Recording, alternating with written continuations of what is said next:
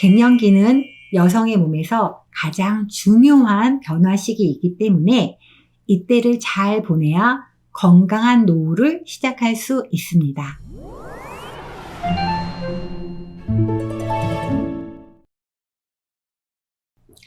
지난 시간에는 갱년기가 언제부터 시작되고 왜 오는 건지, 그리고 어떠한 증상들이 있는지, 갱년기 때의 맥지는 어떠한 특징이 있는지 알아보았습니다. 오늘은 지난 시간에 이어서 갱년기의 증상에 대해서 좀 더 구체적으로 알아보겠습니다. 갱년기가 생기는 이유는 혈이 부족해지기 때문인데요. 혈이 부족해지면 어떠한 증상들이 생기는지 알아볼게요. 혈 부족이라는 것은 쉽게 생각하면 물이 부족해진다고 생각하시면 돼요. 이렇게 말씀드리면 환자분들이 그러면 물 많이 마시면 돼요? 이렇게 물으시는데요. 그런 물을 말씀드리는 것은 아닙니다. 여기서 말씀드리는 물이라는 것은 정과 혈이라는 건데요. 혈은 우리가 눈에도 보는 그런 피를 말하는 거고요. 정이라는 것은 신장에서 간직하는 것으로 뇌수, 골수, 생식기 진액과 같은 것들을 말합니다.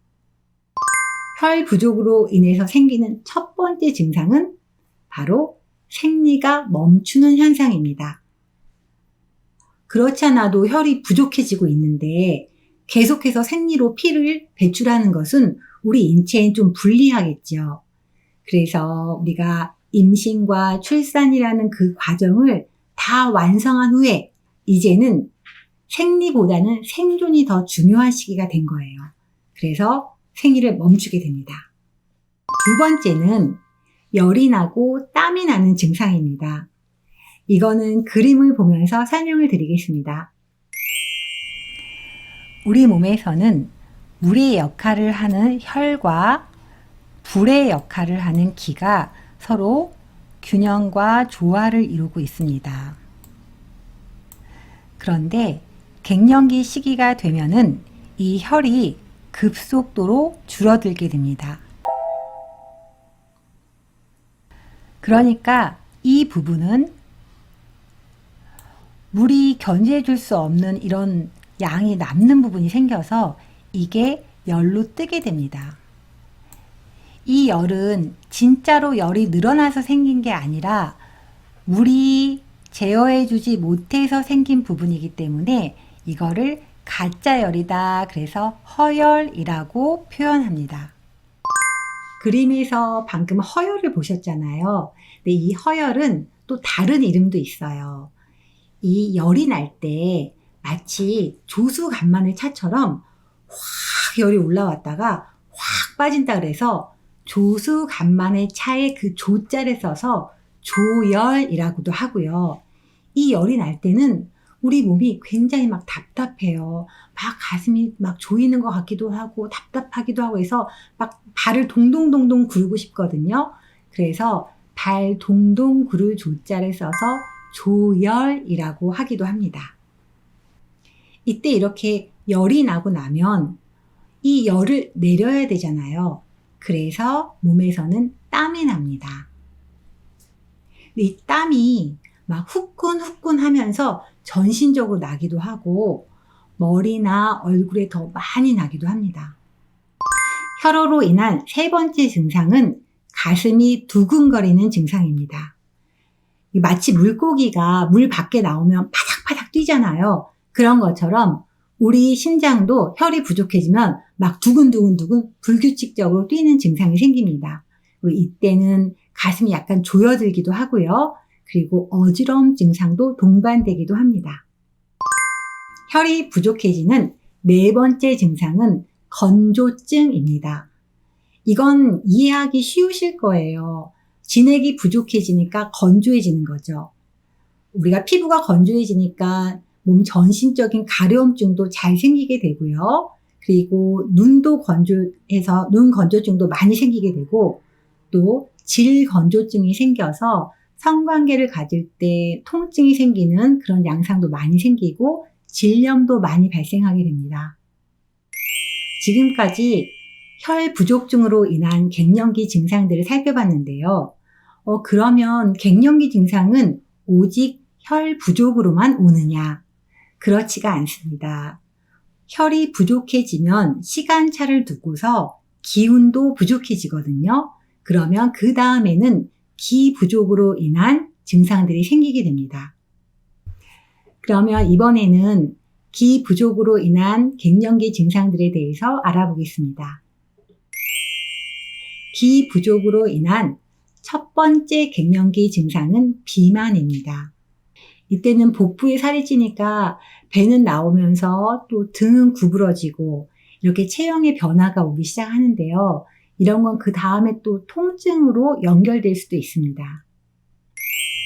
기 부족으로 인한 두 번째 증상은 소화장애 증상입니다. 이때가 되면 평소에 소화를 잘 시키던 분들도 소화 기능이 조금 떨어지는데요. 특히 하루 중에서 우리의 활동성이 떨어지는 저녁 식사 후에 소화가 잘 안 되게 됩니다. 그리고 이때 소화 기능이 계속해서 떨어져서 비위 기능이 더욱더 나빠지면은 그 밥맛도 없어져서 식욕이 감퇴되는 그런 증상도 나타나게 됩니다. 기 부족으로 인한 세 번째 증상은 근육통입니다. 이때는 그 간 기능이 떨어져서 근력 자체도 떨어지거든요.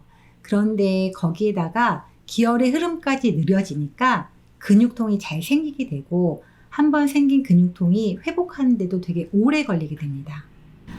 예를 들어서 우리가 산에 갔다 왔다 그럴 때 예전 같으면 뭐 하룻밤만 자면 나았어 하는 게 갑자기 이때가 되면 이틀 밤을 자야 낫는 게 아니라 2주가 지나야 낫게 되는 거죠. 근육의 상태가 나빠지니까 어깨가 아파지는 오십견도 오게 되고요. 전신의 관절 마디마디가 아픈 관절통도 심해지게 됩니다. 이상으로 기 부족으로 인한 갱년기 증상을 알아봤는데요. 이 외에도 이때 간과 신의 기능이 떨어져서 오는 갱년기 증상이 또 있습니다. 간담이 허해져서 오는 첫 번째 증상은 불면증입니다. 평생 꿀잠을 자던 분들도 이때부터 불면증을 경험하시게 됩니다. 두 번째 증상은 짜증이 나는 감정 그리고 우울감입니다. 여러분 이런 말씀 들어보셨죠? 갱년기가 사춘기를 이긴다. 이때 이 갱년기는 갱년기의 짜증이나 우울감을 말하는 겁니다. 이런 감정의 변화는 몸이 너무 힘들기 때문에 나타나는 거거든요. 이때는 가족들의 지지도 좀 필요하고요. 그리고 본인 스스로도 자기의 감정 변화에 대해서 너무 자신을 탓할 필요는 없습니다. 이때 몸이 잘 회복되면은 또 이 감정이 거짓말처럼 사라지게 됩니다. 간장과 신장 기능이 약해지면서 나타나는 세 번째 증상들은 소변과 관련된 증상들입니다. 요실금이라든가 소변을 자주 보는 빈뇨 증상, 그리고 밤에 자다가 화장실을 자주 가는 야간뇨 증상들이 이에 해당합니다. 간장과 신장 기능이 약해져서 오는 네 번째 증상은 뼈와 근육이 약해져서 오는 증상들인데요. 허리 통증이라든가 무릎 통증, 그리고 손가락 관절통과 같은 증상들이 이때 본격적으로 시작됩니다. 갱년기 증상들이 정말 다양하죠. 이 다양한 증상들을 갱년기라는 큰 틀에서 서로 이해를 해줘야지 그러지 않고 하나하나의 증상에 매몰되면은 굉장히 큰 병에 걸린 것 같아서 이 병원 갔다 저 병원 갔다 하는 그런 일이 발생할 수도 있습니다. 그래서 이때는 산후조리하듯이 갱년기 관리를 해주셔야 하는데요. 갱년기 관리를 스스로 할 수 있는 방법들은 어떤 것들이 있을까요? 우선 기혈을 잘 보강해야 되니까 잘 먹는 것이 중요합니다. 인스턴트 음식은 가급적 피하시고요. 그리고 또 너무 과식하시는 것도 좋지 않습니다. 규칙적으로 적당한 양을 잘 드셔주세요. 그리고 기혈이 잘 소통되도록 체조를 해주시는 것이 좋습니다. 요즘에 유튜브에 보면은 생활체조 관련된 굉장히 여러 가지 자료들이 있는데요. 저는 개인적으로 태극권 체조 같은 게 사실 좋은데요. 그게 아니어도 국미체조도 좋고 요가도 좋고 또 많은 PT에 관련된 것들도 있더라고요. 이런 체조들을 꾸준히 해주시는 것이 좋습니다. 그리고 호흡 훈련을 하시는 것이 좋은데요. 호흡에 대해서는 명상의 전문가처럼 그렇게 하는 건 아니어도요. 그냥 최대한 숨을 들이쉬었다가 최대한 숨을 내쉬었다가 이런 동작들을 반복하시는 것이 좋습니다. 그러면 우리가 열이 막 오르거나 막 숨이 답답해지거나 심장이 두근거릴 때 이 호흡을 해주시면 생각보다 굉장히 편안함을 느끼실 수 있을 거예요. 갱년기 때 아주 힘든 증상 중에 하나가 불면증인데요. 잠이 안 오면 굉장히 불안하고 힘들죠. 그럴 때는 내가 누워서 눈을 감고 있는 것만으로도 휴식이 된다라는 생각을 가지시고 편하게 누워서 이때 아까 호흡했던 거 있잖아요. 숨을 최대로 들이쉬었다 내쉬었다 반복하는 그런 시간을 갖는 것만으로도 휴식이 될 수 있습니다. 일반적으로 갱년기에 자기 관리를 이렇게 하시고요. 갱년기에는 그 어느 때보다 한의학적인 치료가 꼭 필요한데요. 한의원에 내원하시면 우선 맥진을 통해서 정확히 몸 상태를 진단한 후에 혈이 부족하다면 간신의 혈을 보강하는 보혈의 치법으로, 그리고 허혈이 막 오르고 있다면 열을 꺼주는 청열의 치법으로, 그리고 기운이 많이 소진되어 있다면 기운을 보강하는 보기의 치법으로 치료를 받으시는 것이 좋습니다. 여러분, 법륜 스님의 책 구절 중에 잘 물든 단풍이 봄꽃보다 아름답다 라는 구절이 있습니다. 저도 갱년기를 맞이하면서 이 구절을 봤을 때 참 위로가 되었는데요. 우리가 건강이나 또 외적인 아름다움도 활짝 피어났던 봄과 여름을 지나서 이제 가을을 맞이하면서 좀 위축되기도 하고 쓸쓸해지기도 하고 그렇잖아요.